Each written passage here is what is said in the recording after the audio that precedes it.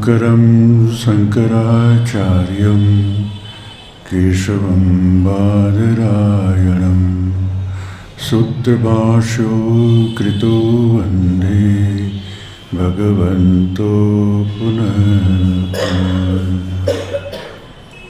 भगवान श्री शंकराचार्य द्वारा रचित भज गोविंद स्तोत्र के ऊपर व्याख्या चल रही है। 12 श्लोक हम लोगों ने पूरा किया है। जैसे हम लोगों ने आरंभ में बोला था कि भज गोविंदम स्तोत्र का 12 श्लोक भगवान श्री शंकराचार्य द्वारा रचित है। एक वृद्ध व्यक्ति जो ग्रामर सीख रहा था, दुक्रिंग करणे, इसको देख के शंकराचार्य में एक करुणा का उद्भव हुआ और उन्होंने ये 12 श्लोक रचा। ये हमारे जीवन की वास्तविकता हमको दिखाते हैं। कठोर सत्य हम लोगों को हथौड़ा मार मार करके बता रहे हैं कि जीवन की सत्यता क्या है। शंकराचार्य ने जीवन का सर्वोच्च तत्व का अनुभव किया है। मनुष्य विकास की सर्वोच्च जो सीमा हो सकती है, वह सीमा पर शंकराचार्य खड़े हैं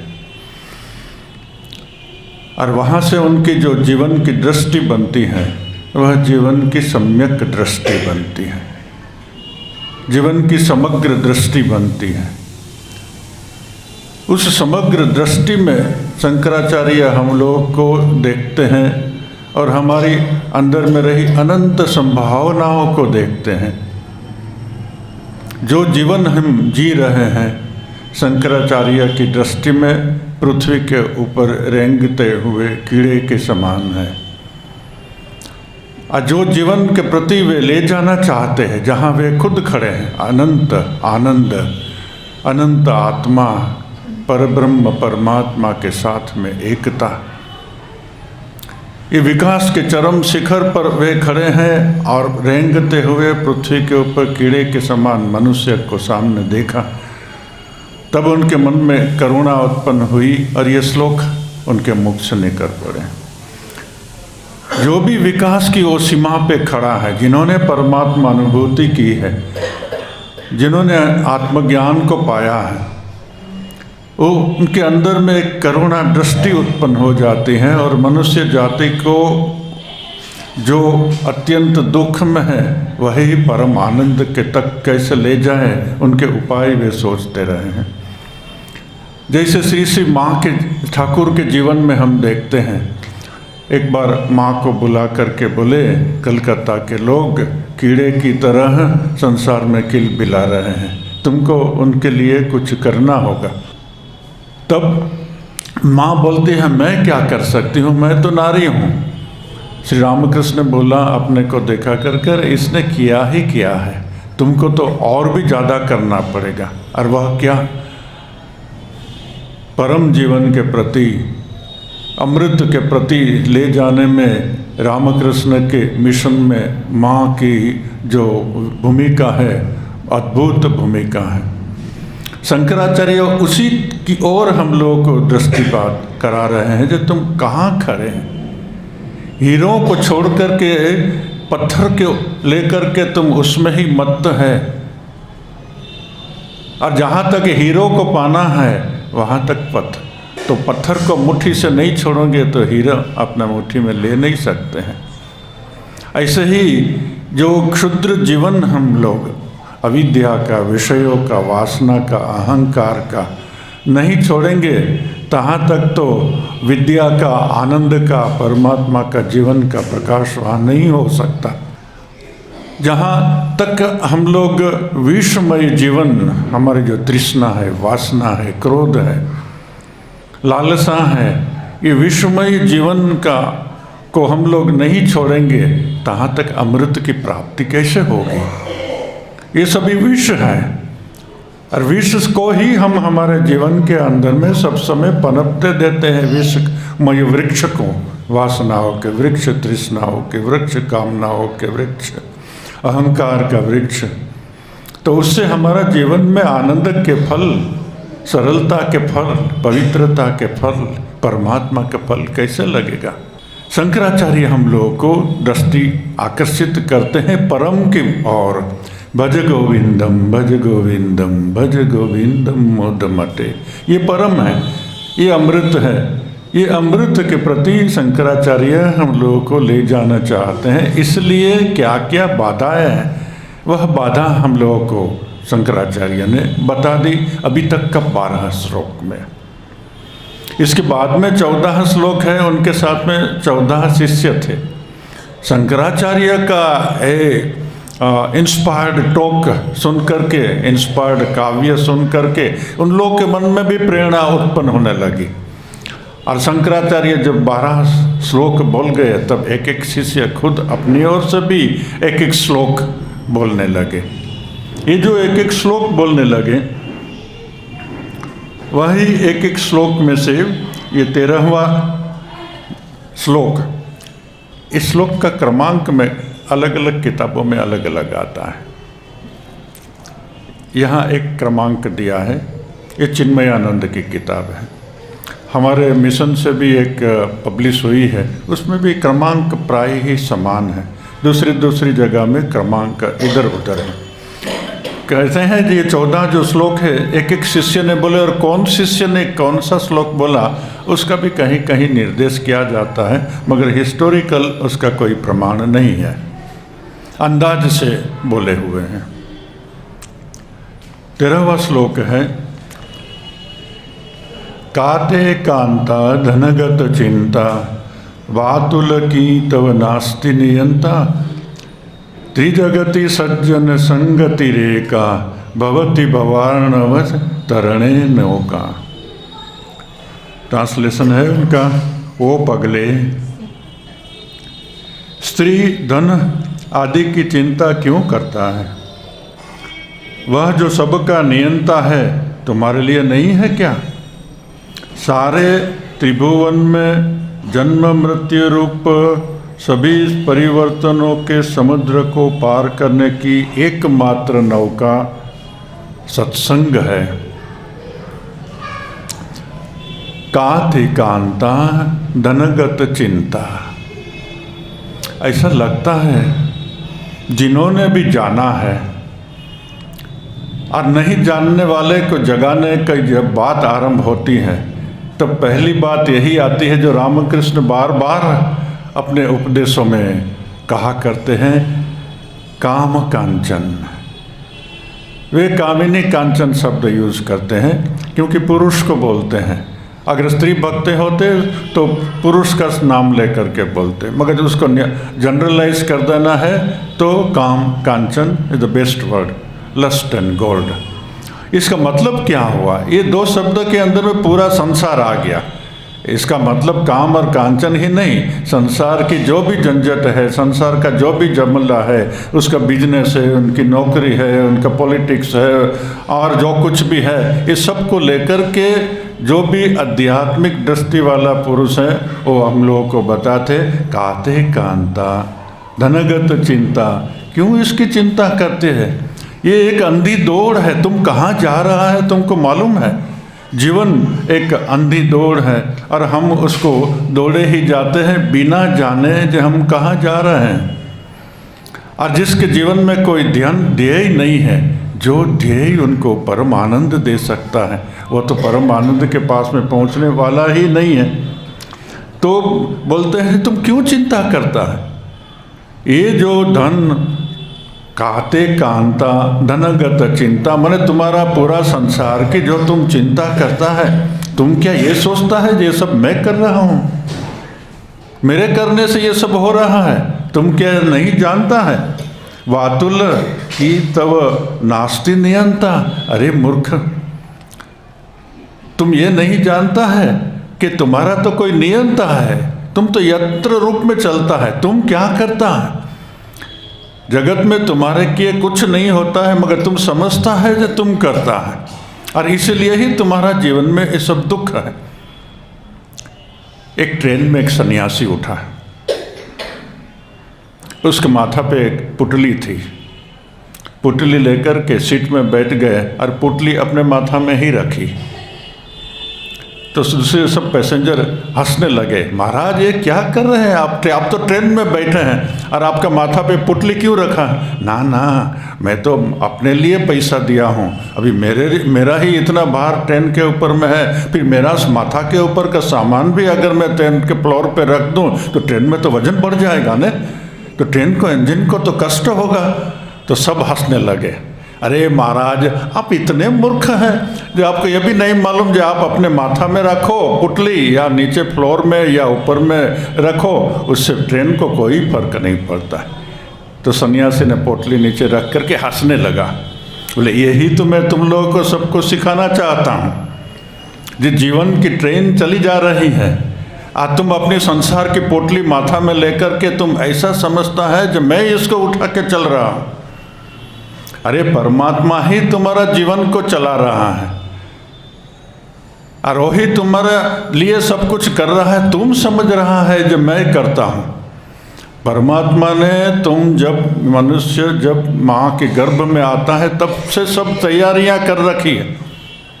माँ का शरीर से उसको सब नरिशमेंट मिलता है और शरीर से बाहर आता है। और जब बाहर आता है तो भगवान ने तैयार करके ही रखा है, माँ के थन में दूध की धारा बहने लगती है और संतान को वहाँ से मिल जाता है।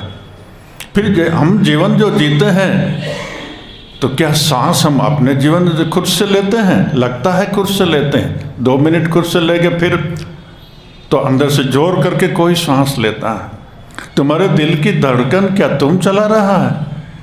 वो तो चलाने वाला कोई एक है जो तुम्हारे दिल की धड़कन चला रहा है, जो तुम्हारा सांसों-सांस कर रहा है, जो तुम्हारे शरीर के अंदर के लहू को बहा रहा है, नाड़ियों के अंदर में खून को बहा रहा है। तुम जिंदा किसके लिए?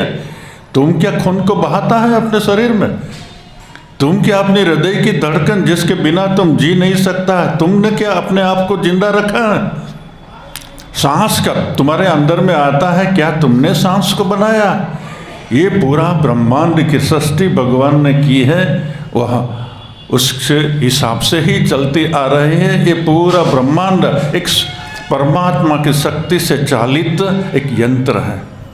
उस यंत्र में तुम भी एक पुर्जा है और ये पुर्जा की पूर्णता है। भगवान ने जो बनाया उसमें कोई क्षति नहीं, ये एक जीवन दृष्टि। ये जीवन दृष्टि जब आ जाएंगी तब हमारे जीवन का भार हम छोड़ दे सकते हैं। चिंता करें, वरी करें, स्ट्रेस आए जीवन में, अगर ये न भी चिंता करें, न भी हम उनके लिए विक्षिप्त हो जाए मन में और कोई अपने अंदर में विक्षेप न होने दे मन में, तो भी जीवन तो ऐसे ही चलता रहेगा। अगर आप चिंता करो तो भी जीवन चलेगा और उस चिंता को छोड़ दो तो भी जीवन तो ऐसे ही चलता रहेगा। इसलिए चिंता को छोड़ देने के जो कला सीख लेता है, काते कांता धनगत चिंता, ये चिंता करने का जो स्वभाव पड़ गया है उसको छोड़ करके चिंता रहित जीवन की कला क्या है? चिंता रहित जीवन की कला है मैं कुछ नहीं कर रहा हूँ, भगवान ही सब कुछ कर रहे हैं। रामकृष्ण कहते हैं ना कि मैं करूँ आमी कोरी ऐटा ही अज्ञान, प्रभु तुम ही करो ऐटा ही ज्ञान। मैं करता हूँ, ये जो ज्ञान है हमारा यही अज्ञान है। जब अंदर में ये ज्ञान हो जाएगा जो प्रभु मैं नहीं तुम ही कर रहा है, तब इसको ही ज्ञान बोलता है। इसलिए शंकराचार्य बोलते हैं ये वातुल तव नास्ति नियंता, तुम्हारा कोई रखवाला नहीं है, तुमको कोई देखने वाला नहीं है। छोटा बच्चा है तो माँ उसकी सब परवाह करती हैं, बच्चा को कोई अपनी चिंता नहीं होती है। ऐसे ही परमात्मा के जो सब संतान हम हैं, हमारी चिंता करने वाला भी कोई है। तुम उसके ऊपर में भरोसा में छोड़ दो और जीवन युद्ध किए जाओ। जीवन एक युद्ध है, जीवन एक संघर्ष है। संघर्ष तो हमको ही झेलना पड़ता है, करना पड़ता है, मगर चिंता हम करें या न करें ये हम छोड़ सकते हैं। जीवन के संघर्ष में तो जाना ही पड़ता है। पूरी गीता ये तो जीवन युद्ध का एक प्रतीक रूप से भी हम ले सकते हैं। ये जीवन युद्ध में हमारे सामने सास है, ससुर है, माता है, पिता है, पति है, पत्नी है और सब कुछ है। कृष्ण क्या भी सिखाता है अर्जुन को, मां मनुस्मर युध्यच, तुम मुझको स्मरण करके, मुझको दिल में रख करके ये संसार के जितने युद्ध है, समस्या है, उसे सुलझो, उसको संभालो, उसके साथ युद्ध करो। क्योंकि यहाँ के शंकराचार्य का शिष्य यहाँ लिखा है पद्मपादाचार्य, ये बुक में कौन सा नाम है मुझे नहीं मालूम, मगर यहाँ पद्माचार्य नाम, पद्माचार्य बोलते हैं। पद्माचार्य के भी शंकराचार्य का एक बहुत प्यारा शिष्य था। त्रिजगति सज्जन संगति रेत का, ये ज्ञान कहाँ से आएगा? त्रिजगति सज्जन संगति रेखा भवती भवार्णव तरणे नौका। ये जो संसार समुद्र में तुम पार होना चाहता है, ये पार होने की कला, ये संसार की नैया के खेवैया श्री भगवान के हाथ में उनका सब भार सौंप देने, इसकी कला कहाँ से सीखेगा? सत्संग से ये कला सीखेगा। सत्संग की महिमा शंकराचार्य ने भी आगे बताई, यहाँ भी शंकराचार्य ने बताई है। सत्संग की महिमा अध्यात्म जीवन में बहुत ही महत्वपूर्ण है। एक महावीर के युग, महावीर स्वामी के युग की एक बात है।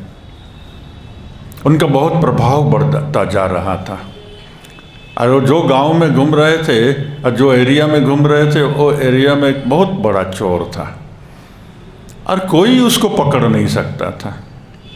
राजा परेशान, प्रजा परेशान, और ये इतना चालाक चोर जो उसके पकड़ना असंभव प्राय बात हो गई थी। ये चोर एक बार महावीर की कथा सत्संग चल रहा था, तो महावीर की कथा सत्संग में वहाँ भगवान की बात नहीं है, वहाँ कर्म की बात है, अध्यात्म की बात है, आत्मा की बात है। महावीर स्वामी समझा रहे थे कि कर्म करने से, अच्छा कर्म करने से अच्छा फल, बुरा कर्म करने से बुरा फल। जीवात्मा ये कर्मों के बंधन से घूमते घूमते कभी स्वर्ग में जाता है, कभी नर्क में जाता है। नर्क में जाने से अनंत दुख भोगना पड़ता है, स्वर्ग में आनंद आनंद है। स्वर्ग में जो देवता है वे भी कभी कभी पृथ्वी पर आ जाता है, मगर वो देवता है तो उनको कैसे जानेंगे, उनकी परछाई नहीं पड़ती है। बस तो इसने ठीक किया था जो ये मुंडा लोग जहाँ भी सत्संग करता है बात ही नहीं सुनना, नहीं तो ये हमारा मन को पॉइजन कर देता है। तो जैसे ही वहाँ से निकला और उन्होंने सुना कि देवताओं के शरीर की परछाई नहीं पड़ती है, सुनते ही कान में हाथ दे दिया जिससे और ज़्यादा कुछ ना सुन सके, नहीं तो जीवन खराब हो जाएगा। ये लोग तो सब जीवन खराब करने के उपदेश देता, बर्बाद कर देते हैं हम लोगों को, ऐसे उनकी धारणा थी। फिर एक बार राजा ने बहुत प्लान करके ये चोर को फंसाने का प्रयत्न किया। एक चोरी में एक कहीं से उसको पकड़ के लेके आया, सस्पेक्टेड। फिर उन लोगों ने सोच करके प्लान किया था कि इनका मुख से अपना ही सत्य निकालना है। आजकल भी जुडिशियल कस्टडी में जब होते हैं तो कोई केमिकल टेस्ट करते हैं ना, तब होश अपना सब खो देते हैं और उसके बाद में टेस्ट का नाम भूल गया उसका, फिर अपने आप में नार्को टेस्ट करने लगते हैं। तो नार्को टेस्ट में जब ड्रग्स देते हैं तब मन के ऊपर कंट्रोल चला जाता है और अपने आप में वो सब बोलने लगता है। इसी तरह का इन लोगों ने कुछ प्लान किया, पकड़ा गया, फिर उसको अच्छा सा ड्रग्स दे दिया, शराब पिला दिया, उसने पूरा का पूरा होश से चला गया और बेहोश हो गया। तब राजा ने तैयारी करके रखी थी राजमहल में एक ऐसा बड़ा हॉल सजा के रखा जैसे स्वर्ग है। स्वर्ग की जितनी जितनी कल्पना है शास्त्रों में लिखी है, इस ढंग से सजाया। देवताओं के जैसे पुरुषों को वस्त्र पहनाए, अप्सराओं के जैसे महिलाओं को, युवतियों को सजा दी। और जब उनका होश आया तो लोग उसके पास में जाने लगे, देवता, अप्सराएं, युवतियाँ, क्या हुआ, मैं कहाँ पर हूँ, उसको तो मालूम नहीं था जब मैं बेहोश हो गया, आप तो मर गए थे, अभी आप स्वर्ग में आ गए हैं। तो ये आप स्वर्ग में हैं, और स्वर्ग का एक नियम है कि आप जो भी अच्छा काम किया है सब अच्छा बोल दें, जो बुरा किया है बुरा बोल दें। आप अपने मुख से सब बोल देने से आपकी बुरे की सब सजा खत्म हो जाएगी और अच्छा का आपका डबल प्रमोशन मिल जाएगा। तो उनको तो ठीक लग गया, वो बोलना आरंभ ही कर रहा था। तब देखा जे ये अप्सराएं आसपास में घूम रही थी, उसमें उसका शेडो पड़ रहा था, छाया पड़ रही थी। अरे ये तो छाया पड़ रही है, और सचेत हो गया। ये तो मैं कथा में सुना था कि देवताओं के शरीर की छाया नहीं पड़ती है, और इसकी तो छाया है। तो बहुत इंटेलिजेंट था, इमीडिएटली उनके समझ में आ गया था ये छल कपट है, मुझको फंसाने का एक इसका सब बना करके रखा है। तो वो सजग हो गया, फिर बोले नहीं, मैं तो अपने जीवन में कोई खराब काम नहीं किया है, मैं तो हमेशा दान किया, सत लोगों की सेवा किया, माता पिता की सेवा की, जहाँ जहाँ जो दुखी थे उन लोगों को मदद किया। मेरे जीवन में कोई खराब काम किया है ऐसा मुझको याद ही नहीं आ रहा। मैं सदा भगवान भजन करता रहा, मंदिरों में जाता रहा। वो अच्छी अच्छी बात बोलने लगे। तब इन लोगों का कोई उपाय नहीं रहा और उनको छोड़ दिया। छूटने के बाद में चोर को लगा, अरे एक शब्द में खाली सुन लिया था और उस शब्द ने मेरे जीवन को बचा दिया। तो अगर मैं पूरी बात पूरा सत्संग उनसे सुनूं तो मेरा जीवन में क्या परिवर्तन आ जाएगा। अगर पूरा सत्संग को सुने कोई, तो जो उनको कारागृह में जाने की संभावना थी उससे वो बच गया। ऐसे ये संसार का महाकारागृह से छूटने की जो कला है, ज्ञान है, वह ज्ञान सत्संग से मिल जाता है और ये संसार के कारागृह से ही छूट जाता है, महाकारागृह से छूट जाता है। जेल का, राज्य का कारागृह तो छोटा कुछ साल का होगा, मगर ये तो जन्म जन्मांतर का कारागृह है। ये शरीर ही कारागृह है। ये स्थूल शरीर कारागृह है, उसके अंदर में सूक्ष्म शरीर है वह भी कारागृह है, कारण शरीर है वह भी कारागृह है। क्योंकि उसके अंदर में प्रतिबिंब होकर आत्मा ने समझ लिया है कि मैं इसमें बद्ध हूँ और ये मैं हूँ। यार यही सब दुखों की जड़ है। तो बोलते हैं ये त्रिजगति सज्जन संगति रेखा भवती भवाणव तरणे नौका। सही संसार के सागर से पार होने का कोई अगर श्रेष्ठ उपाय है, सत्संग करना है। सत्संग में हमको सिखा देंगे कि हमको कैसे जीवन जीना है, जीवन की वास्तविकता समझा देंगे हमको। दूसरा श्लोक, 15वां श्लोक, ये सब संसारी लोगों के लिए। ये दूसरा जो है मेनली सन्यासी के लिए है। हिपोक्रेसी सन्यास में कैसा होता है। खाली गृहस्थी को और संसारी को ही शंकराचार्य हथौड़ा मारते हैं ऐसे नहीं है। उनके जो डिसाइपल्स है वो सन्यासियों को भी हथौड़ा मारना चालू करते हैं। जटिलो मुंडी कुंचित केश काषायांबर बहुकृत वेश पश्यन्नपि च न पश्यति मूढ़ उदर निमित्ते बहुकृत वेश। ये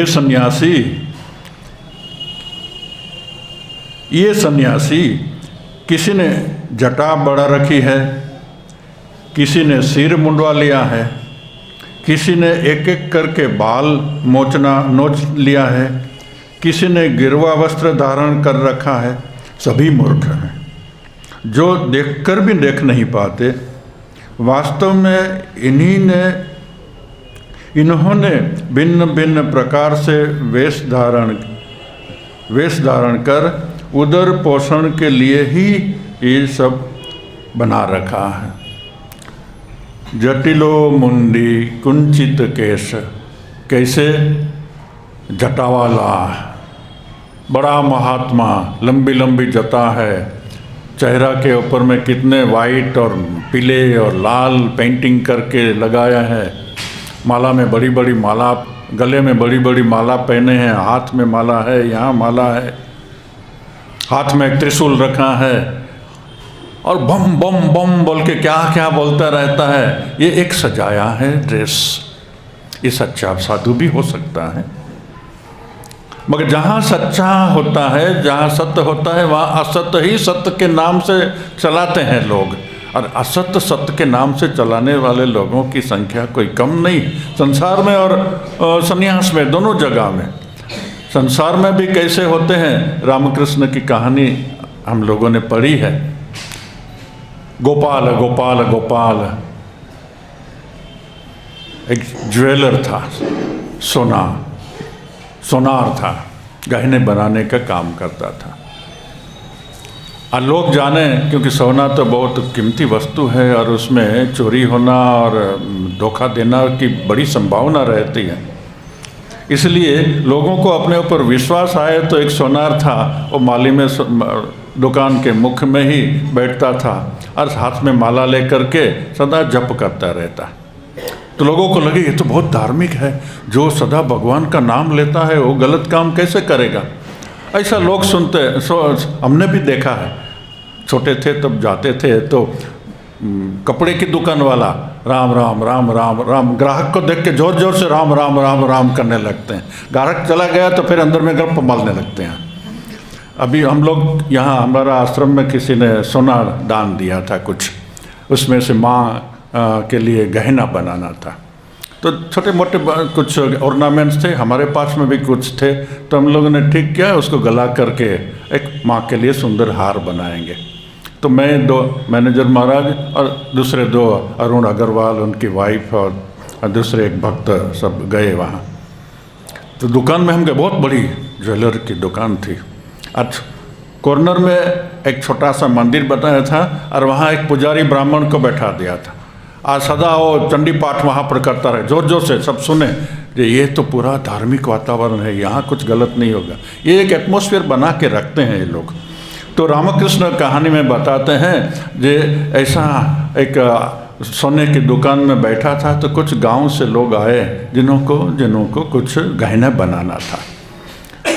तो देखे दुकानों में घूमते घूमते देखा ये आदमी तो भगवान का नाम का जप करते हैं, तो उनके पास में गए जो हमको गहना बनाना है। तो गोपाल गोपाल गोपाल बोलने लगे। तो इन लोगों को भरोसा हो गया कि ये तो भगवान का आदमी है, ये हमको चीट नहीं करेगा। तो दुकान में अंदर में जा कर के बैठ गए जो हमको गहना बनाना है। तो दूसरा एक आदमी था, उसका दुकान में काम करने वाला, जिसके साथ में मैनेजर के साथ में बात करने लगे। तो मैनेजर केशव केशव केशव बोलने लगे, तो उन लोगों को और भी श्रद्धा हो गई। अरे ये तो भगवान का ही नाम ले रहा है सब समय। केशव का मतलब बांग्ला में के सब, मैंने एरा सबाई के, ये सब कौन है? तो केशव केशव केशव करने लगे।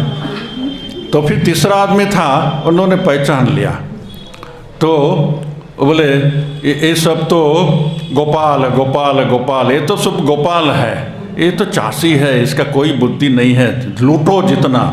तो ये गोपाल गोपाल बोला, तो तीसरा और एक आदमी बोला हरी हरी हरी। तो हरी हरी बोले, हरी हरी का मतलब क्या? इनको हर लेगा, इनको चीट कर लेगा, सोना का चोरी कर लेगा। हरी हरी हरी, इन लोग को और भी श्रद्धा बैठने जाती हैं। अरे सब लोग तो यहाँ भक्त हैं। तो एक लास्ट आदमी था, बोले हरो हरो हरो हरो हरो। अभी हरो हरो ऐसे तो हर हर बोलता है, मगर बांगल में हरो हरो उच्चारण हो जाता है। और हरो का शब्द होता है लूटो लूटो लूटो लूटो, माल आ गया हाथ में, जितना लूट सके लूटो। तो ये ऐसा जो है वो संसार में भी, बिजनेस में भी, पॉलिटिक्स में भी, सब जगह में होता है। साधुओं में भी ये होता है। साधु जटा ले लिया, लगा दिया और एक बहुत बड़ा महात्मा का ड्रेस बना दिया, तो उसके अंदर में भी इतनी ही साधुता होगी, वो कोई बात नहीं है। जटिलो मुंडी कुंचित लेस, या फिर पूरा ही मुंडन कर देता है, या फिर कुंचित लेस केश, लुंचित केश। लुंचित माने एक एक चूल को टान टान के, जैन साधु लोग ऐसे करते हैं। वे लोग सेविंग नहीं करते हैं हम लोगों की तरह, उनको बाल को निकाल देना पड़ता है, क्योंकि इनकी पुरानी ट्रेडिशन यही है। उनके प्रथम तीर्थंकर हो गए आदि तीर्थंकर, आदि तीर्थंकर एक महाराष्ट्र राजा था, सम्राट था, और उनको वैराग्य आ गया तो संसार छोड़ करके, राजपाट छोड़ करके अपने बेटे को साथ दे के, ऋषभदेव उनका नाम था, वेदों में भी नाम आता है। तो ऋषभदेव ने छोड़ करके एक मुट्ठी से आगे का सब जो निकाल दिया, दूसरी मुट्ठी से पीछे साइड का, तीसरी मुट्ठी से ऐसा, 4 मुट्ठी से यहाँ, 5 मुट्ठी से यहाँ, 5 मुट्ठी में सब उसका चिल निकाल दिया। हजारों लोग देखने को आए थे, जो महाराजा सन्यासी, सब कपड़ा छोड़ गया, नंगा होकर के निकल गया। ये जो आदि उनका तीर्थंकर की परंपरा है, अभी तक चली आ रही है। तो ऐसे जो लुंचित केश, कासायांबर बहुकृत वेश, गेरुआ कपड़ा पहन लेता है, सन्यासी बन जाता है। ऐसे विविध तरह का ड्रेस, इतना ही नहीं, बहुकृत वेश माने उसमें सबको समा लेता है। फिर वाइट कपड़ा पहना हो या पीला कपड़ा पहना हो या गेरुआ कपड़ा पहना हो या काला कपड़ा पहना हो या माला रखा हो या जटा रखी हो या मुंड रखे हो, मुंडन क्या हुआ हो, मगर ये सब क्यों? एक तो उसमें सब सत्य होते हैं, मगर जो सत्य नहीं होते हैं तो क्यों? संसार में कुछ पैसा नहीं कमा सकते थे, कोई क्षमता थी नहीं, रोजगार करने की कोई कैपेसिटी नहीं थी, तो ये लोग सन्यासी बन करके फिर लोग आएंगे, प्रणाम करेंगे, सम्मान देंगे, भेंट दे चढ़ाएंगे, बड़े महात्मा है, फिर वो भभूत देंगे, उसको विभूति देंगे, कुछ मंत्र देंगे, कुछ फल देंगे, जैसे तुम्हारा बेटा नहीं हो रहा है, बेटा हो जाएगा, ये तुम्हारी बेटी की शादी नहीं रही है, ये रखो, ये मंत्र का जप करो, बेटी की शादी हो जाएगी। अच्छा, परीक्षा में पास होना है, ये माँ दौलत धागा बांध के देता हूँ और तुम रोज धूप करके चाहिए जप करना। ऐसे जो भी मन में आता है बता देता है, उसमें कुछ सफल भी हो जाता है, क्योंकि वो नहीं देने से भी सफल होने वाला था। तो उन लोगों का धंधा चलने लगता है। यहाँ जो संसार में कुछ नहीं कर सकते थे, यहाँ उनका अच्छा बिजनेस जम जाता है, कभी लाखों रुपया, करोड़ों रुपया बना लेते हैं। ऐसे डोंगी बहुत है, पकड़ा भी जाते हैं, तब बदनामी भी होती है। अरे एक बार पकड़ा जाने से फिर पूरे समाज की बदनामी हो जाती है उसमें। तो बोलते हैं ये उदर निमित्तम बहुकृत वेश, ये सब जानते हुए भी पश्यन् अपि च न पश्यति मूढ़। एक तो 3 कैटेगरी में हम लोग बांट सकते हैं। एक तो रियली चीट है, गुंडे बदमाश है, जो ऐसा ड्रेस पहन के बैठ जाता है। दूसरा है जिनको आरंभ में तो वैराग्य होता है, घर छोड़ने के समय में उनके मन में कुछ वैराग्य होता है, भगवत प्राप्ति करने की इच्छा भी होती है, मगर और गया कहीं चला गया संन्यास लेकर के, फिर कोई विकास मन में होता नहीं है, कुछ पाया हुआ लगता नहीं है, मन फिर विषयों में जाने लगता है। वो जानता है जो मेरा ध्येय ये है, मगर पहुंचने की कुछ नहीं होती है, वो गलत काम में फिर पड़ जाता, फिर माया में पड़ जाता है। पश्यन्नपि न पश्यति मूढ़। शंकराचार्य बोलते हैं ये जो मिडल कैटेगरी वाला है, वो जानते हुए भी जानता नहीं है, क्योंकि सकता नहीं है, ये करुणा के पात्र है। तीसरा है जो रियली सन्यासी है, फिर वो कोई भी संप्रदाय में हो, कहाँ पर भी है, जिनका विवेक जागृत हो गया, और विवेक जागृत होकर के वो समझ लिया संसार का मिथ्यात्व, और बहुत कष्ट करके छोड़ करके निकल गया। ऐसा जो सन्यासी होता है, वे सन्यासी रह जाते हैं। हम लोगों का जब सन्यास हुआ तो हमारे गुरुदेव वीरेश्वरानंद महाराज को एक सन्यासी ने पूछा, महाराज कुछ बोलिए। तो बोले, घर छोड़ने के समय में जो वैराग्य और मन की तीव्रता थी, वो तीव्रता कभी चली न जाए मन से, ये ख्याल रखना, क्योंकि परम वस्तु को प्राप्त करने में समय लगता है। एक ऐसा मिडल पीरियड है जो वस्तु की प्राप्ति नहीं हुई, अवस्तु में जो मत था मैं उसको छोड़ दिया, तो इधर को छोड़ दिया, उधर प्राप्ति नहीं हुई। ये बीच का जो समय है ना, वो बीच का समय में कोई गाइड करने वाला ना हो, सत्संग ना हो, गुरु ना हो, तो उनका जीवन में बहुत कष्ट हो जाता है। इसलिए इस गुरु के पास में रहने से या ऐसे संघ में रहने से सब समय उनको गाइड करने वाले लोग होते हैं, वहाँ पर ये नहीं होता है। नहीं तो अकेला जाएगा, आश्रम बना देगा, फिर वहाँ से सब तरह के बिजनेस चालू होंगे, अपने एजेंट रख लेते हैं, वो एजेंट जाके प्रचार करते रहते हैं जो महात्मा में तो ये मिरेकल है, ये मिरेकल है, ये मिरेकल है, ये मिरेकल है। लोग आने लगते हैं और बिजनेस बढ़ जाता है। सिनेमाओं में जो बताते हैं ना, इस सिनेमा में एक कैटेगरी के साधुओं को बताते हैं और ये कैटेगरी का साधु दूसरा क्रिश्चियन धर्म में या मुस्लिम धर्म में नहीं होता है, ऐसा नहीं है। मगर हिंदू धर्म को बदनाम करने के लिए कुछ एजेंसियां हैं जो ये फिल्म इंडस्ट्री को फाइनेंस करते हैं और स्पेसिफिकली उनको इंस्ट्रक्शन दिया जाता है इस तरह की कहानी दिखानी है जहां भारतीय धर्म, हिंदू धर्म बदनाम हो, क्योंकि हिंदू धर्म का साधु बदनाम होने से ऑटोमेटिकली हिंदू धर्म बदनाम हो जाता है। ये एक स्कैंडल है और अभी तक चल रहा है। और हम लोग हिंदू लोग समझते नहीं है जो ये जो बता रहे हैं, ये बता रहे हैं तो हम लोगों को बदनाम करने के लिए बता रहे हैं। ऐसी फिल्म को बाइकआउट करना चाहिए। तो ये सब तरह के लोग संसार में होते हैं सन्यासी। मगर शंकराचार्य का ये शिष्य यहाँ तोटकाचार्य नाम लिखा है, हम लोगों को सावधान कर देना चाहते हैं कि सावधान हो जाओ। सन्यासी बना है तो सन्यासी का आदर्श के लिए भी उनको सावधान सब समय रहना है। लास्ट श्लोक पढ़ लेंगे।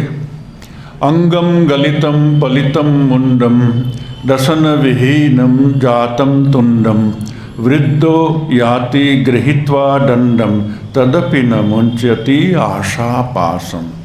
ये सबके लिए है, विशेष करके गृहस्थी, मगर इट इज फॉर एवरीबॉडी। अंगम गलितम, शरीर अब गल गया है। पलितम मुंडम, सिर के बाल सब जड़ पक गए हैं। मुंह के दांत सब गिर गए हैं। दसन विहितम जातम तुंडम, बूढ़ा अब लाठी के सहारे ही चल सकता है।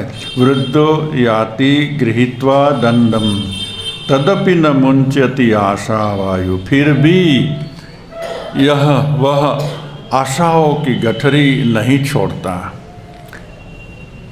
ये जैसे बूढ़े लोगों को, वयस्क लोगों को, सीनियर सिटीजन को सावधान करने के लिए, इतना ही युवकों को सावधान करने के लिए भी है। देखो, वृद्धावस्था में मन का बल नहीं रहता है, तब वासनाओं के ऊपर कंट्रोल करना बड़ा सख्त हो जाता है। इसलिए धर्म का आरंभ युवावस्था में ही करना चाहिए, जब मन के अंदर में, शरीर के अंदर में बल है, तब ही अगर हम लोग आध्यात्मिक जीवन में प्रगति चालू ना करें, जीवन में सम और दम और तितिक्षा लाने का प्रयत्न न करें, तो वृद्धावस्था में फिर ये सब करना मुश्किल है। फिर भी हमको सत्संग से और हमारा विवेक से वृद्धावस्था को महिमावान बना सकते हैं।